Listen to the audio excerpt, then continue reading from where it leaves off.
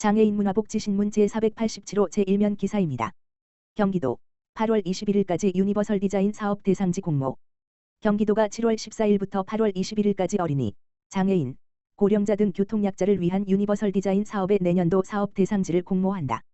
유니버설 디자인은 국적, 성별, 연령, 장애 여부 등에 관계없이 모든 사람이 안전하고 편리하게 이용할 수 있는 도시공간이나 환경 디자인을 말한다.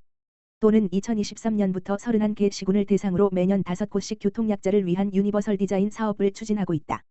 선정된 대상지는 한 곳당 5억 원씩, 총 사업비 25억 원을 투입해 교통약자 등을 위한 도내 관광지, 공원, 보도 등의 시설, 공간 등을 개선한다.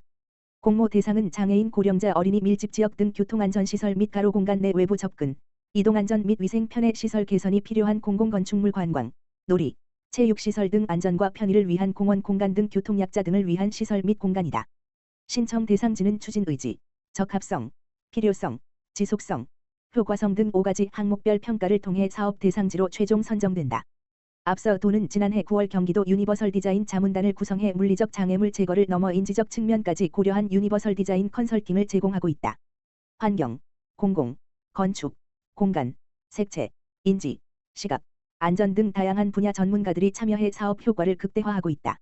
경기도 유니버설 디자인 사업 및 컨설팅에 관련한 자세한 사항은 경기도청 건축정책과 공공디자인팀, 지역번호 031-8008-3488으로 문의하면 된다. 장금숙 경기도 공공디자인팀장은 경기도는 초고령화 사회 진입과 외국인, 다문화 가정, 등록장애인 인구 증가에 따라 유니버설 디자인의 필요성은 점차 커지고 있다면서 모두를 포용하는 환경 조성을 위해 유니버설 디자인 사업을 지속 확대해 나갈 것이라고 말했다. 최중증 발달장애인과 가족 위한 보통의 삶, 함께 만드는 변화. 보건복지부 장관 조규홍은 7월 16일 수 14시 여의도 켄싱턴 호텔 센트럴파크 서울 영등포구 소재에서 최중증 발달장애인 통합돌봄 1주년 기념 세미나를 개최한다. 최중증 발달장애인 통합돌봄 서비스는 발달장애인 권리보장 및 지원에 관한 법률에 따라 2024년 6월 11일부터 시행된 제도로 도전행동, 자해타해으로 인해 기존 돌봄 서비스 이용이 어려웠던 발달장애인에게 맞춤형 한 돌봄 서비스 별표 사인을 제공하고 있다. 별표 사인 스문의 시간 개별 1, 340명, 주간 개별 1, 500명, 주간 그룹 1, 1,500명 등 총 2,340명. 이번 세미나는 통합돌봄 서비스 시행 1주년을 맞이하여 그간 통합돌봄 서비스의 성과와 과제를 점검하고 현장의 목소리를 듣는 자리로서 최중증 발달장애인 가족, 통합돌봄 서비스 제공기관 종사자 등이 참석한다. 세미나에서는 김미옥 전북대학교 사회복지학과 교수가 일상을 바꾸는 통합돌봄의 힘을 주제로 통합돌봄 서비스의 성과 및 고도화 방안에 대해 기조 강연을 진행한다. 그리고 최중증 발달장애인 가족과 경기도 최중증 발달장애인 통합돌봄센터장이 각각 이용자와 제공기관의 사례를 공유한다. 특히 발달장애인 가족은 서비스 이용 후 달라진 당사자 및 가족 관계의 유의미한 변화를 이야기할 예정이다. 보건복지부는 이번 세미나에서 제안된 전문가 및 현장의 다양한 의견을 수렴하여 향후 통합돌봄 서비스 제도 고도화에 적극 반영할 계획이다. 손호준 장애인정책국장은 통합돌봄 서비스는 최중증 발달장애인과 가족이 일상에서 안정적인 삶을 영위할 수 있도록 국가가 돌봄을 책임지는 핵심 제도라며 앞으로도 당사자와 현장의 목소리에 귀 기울여 실질적인 지원이 이루어질 수 있도록 노력하겠다라고 밝혔다. 한국장애인개발원 공공기관 경영실적평가 2년 연속 A등급 달성.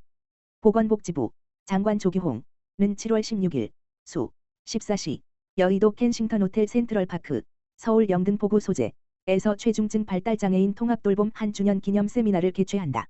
최중증 발달장애인 통합돌봄 서비스는 발달장애인 권리보장 및 지원에 관한 법률에 따라 2024년 6월 11일부터 시행된 제도로 도전행동, 자해타해으로 인해 기존 돌봄 서비스 이용이 어려웠던 발달장애인에게 맞춤형 한 돌봄 서비스 별표 사인을 제공하고 있다.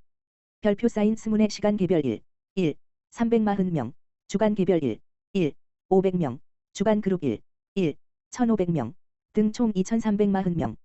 이번 세미나는 통합돌봄 서비스 시행 1주년을 맞이하여 그간 통합돌봄 서비스의 성과와 과제를 점검하고 현장의 목소리를 듣는 자리로서 최중증 발달장애인 가족, 통합돌봄 서비스 제공기관 종사자 등이 참석한다. 세미나에서는 김미옥 전북대학교 사회복지학과 교수가 일상을 바꾸는 통합돌봄의 힘을 주제로 통합돌봄 서비스의 성과 및 고도화 방안에 대해 기조 강연을 진행한다.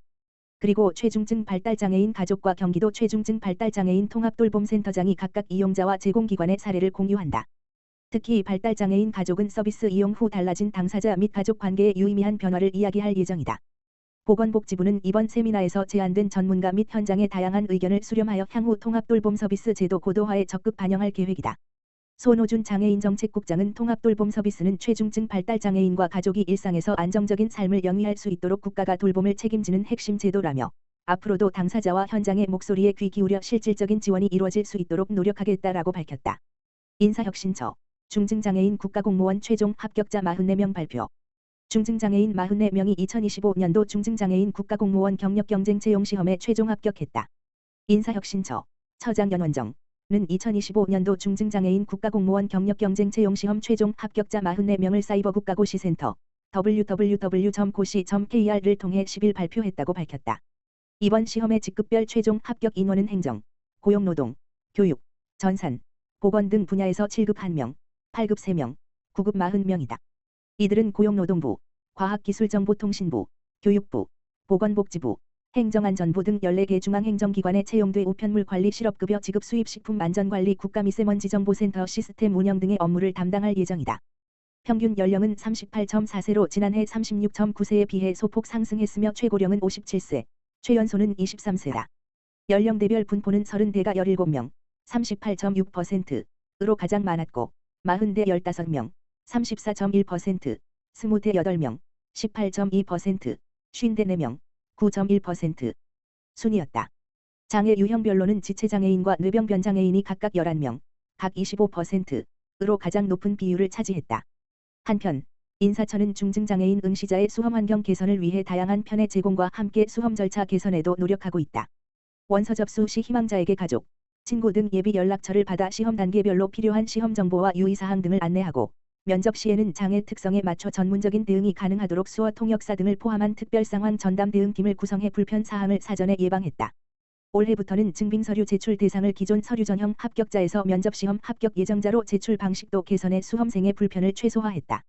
중증장애인 경력경쟁 채용시험은 상대적으로 고용 여건이 열악한 중증장애인의 공직 진출 기회를 확대하고자 지난 2008년부터 도입돼 올해까지 총 520명이 선발됐다. 박용수 인사처 차장은 공직 진출 기회 확대를 위해 중증장애인에 적합한 직위를 지속적으로 발굴하고 있다며 임용 후에도 중증장애인이 불편함 없이 충분히 능력을 발휘할 수 있도록 근무 지원 서비스를 제공하는 한편 일하기 좋은 공직 환경을 만들어 나가겠다고 말했다.